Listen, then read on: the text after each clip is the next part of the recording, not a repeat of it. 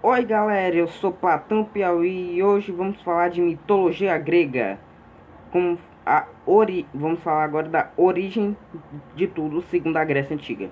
A mitologia grega era conhecida desde o ano de 1873 por conta dos achados do arqueólogo Heinrich Schliemann, que descobriu as ruínas da cidade de Troia. As pesquisas levam a crer que os contos gregos foram disseminados em meados do ano 5 a.C.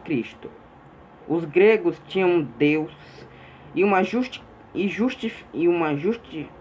justificativa para a origem de muitas coisas que existem. Constelações, por exemplo, são resultados de castigos e representam pessoas que viraram várias estrelas. Para tudo existe um Deus, ainda que simbolizados por elementos abstratos, como o amor, ou totalmente concretos, como os mares. A criação do mundo. Na mitologia grega, o mundo foi feito pelo caos. Ele vivia num ambiente vazio, sem nada. Então resolveu criar Gaia, a Mãe Terra. Eros, o deus do amor, para quem não conhece, Eros era Cupido, e por curiosidade, em outras mitologias, Eros ele era representado por uma pedra. Nix, a deusa da noite, e Tártaro, profundezas da terra. Gaia, por sua vez, criou Urano, que representava o céu. Eles foram amantes e tiveram 18 filhos. E esses filhos eram Titãs, Ciclopes e Hecatônquicos. O Deus céu não queriam que seus filhos tomassem seu lugar. Por sua vez, que eles eram fortes e vorazes. Por causa disso, prendeu todos de volta no lugar da Gaia, dentro de Gaia, que sentia muitas dores, mas não podia libertar seus filhos sem derrotar Urano. Então, Gaia fez o seguinte: ela fez seu filho mais novo derrotar o pai. Quem era esse filho? Cronos, que cortou a parte do Urano, deixando sem poder. O negócio do Urano derramou e criou 3 outros filhos, que são Tisífone, Megera e Alecto, que significava castigo, rancor e ódio. Cronos, agora no poder, agora ele tinha poder, mas assim como seu pai, não queria que lhe tirassem o trono. Então deixou seus irmãos presos dentro de Gaia. De novo. Mais tarde, Cronos se casou com uma de suas irmãs, Rhea, a deusa da maternidade. Porém, para não correr o risco de ninguém lhe tomar o lugar, o Cronos devorou todos os filhos. Entretanto, ele não contava com a vingança de sua mãe, que não se conformava com o fato de Cronos ter esquecido dela, que sofria em dores. Rhea evitou que seu último filho fosse devorado. Para isso, escondeu Zeus, para que ele pudesse derrotar o pai. E assim foi feito. Com a ajuda de seus tios, Titãs, Ciclopes e Hecatônquicos, Zeus derrotou Cronos em uma luta que durou 10 anos, que lhe tirou o trono e fez com que libertasse todos os filhos. Como eram deuses, eles não podiam ser derrotados após serem devorados.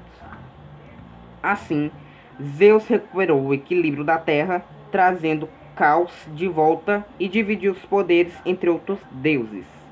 Poseidon, que vocês conhecem, ficou com os mares, Hades com o Tártaro, e ele com os céus e a humanidade. Os grupos da mitologia grega. Além dos deuses, a mitologia grega conta com centauros, sátiros, as górgonas, as sereias, os heróis e as ninfas. Todos os seres mitológicos têm característica humana emocionalmente ou fisicamente. Os deuses eram humanos, mas tinham poderes divinais.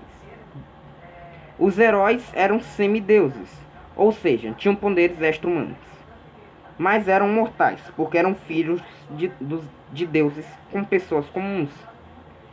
Já os sátiros, centauros, górgonas e sereias eram metade animal, metade humano.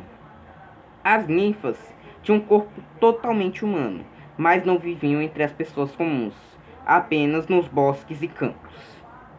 Agora, centauros e sátiros. Os centauros eram metade homem e metade cavalo. Eram fortes e impulsivos, mas como tinham um tronco humano, e possuíam racionalidade, possuía a capacidade de se controlar. Eles viviam nas montanhas da Tessália, região central da Grécia Antiga. As histórias que envolviam centauros eram sempre de lutas bárbaras. Os sátiros, por outro lado, não são citados por violência. Viviam nos bosques junto às ninfas. Eles eram parte humano, parte bode. Eram sempre mortais, mas também divinas. Sempre tinham relações com as ninfas. Górgonas e sereias. Ambas se tornaram seres diferentes, porque foram amaldiçoadas. As górgonas eram belas mulheres que faziam maldade. Tinham os cabelos com cachos, por conta do jeito maléfico de ser. A deusa grega, Atena, as transformou em seres com feição feminina, mas com semblante assustador. E seus cabelos viraram ninhos de cobra. Para que elas olhassem, poderiam virar pedra. As sereias, originalmente sirenas, eram ninfas. Nunca deixaram de ser belas, mas adquiriram parte de pássaro. Após a deusa Deméter as castigarem por não cuidarem da deusa Perséfone, elas encantavam e enlouqueceram a todos com sua voz e quem ouvia, de tão louco que ficava. Se jogava no fundo do mar, elas passaram a ser sereias, como humanas com corpo de peixe, após as histórias da cultura medieval. Heróis e ninfas. Os heróis eram semideuses com características sobre-humanas. É a definição mais simples para os heróis gregos. Nomes conhecidos como Aquiles e Hércules são exemplos de heróis fortes e bravos, filhos de deuses, com humanos comuns, porém mortais. As histórias são sempre de bravura, que exaltavam a fortaleza que haviam neles. As ninfas, por sua vez, eram como fadas, mas sem asas. Elas viviam nos bosques e campos, acompanhavam deusas, como no caso de Artemis. Nos bosques que ganhou de Zeus, o seu pai, eram belas e delicadas. Então é isso, galera. Espero que tenham gostado. Não se esqueçam de deixar o joinha, se inscrever no canal e ativar o sininho, beleza? Então é isso. Tchau!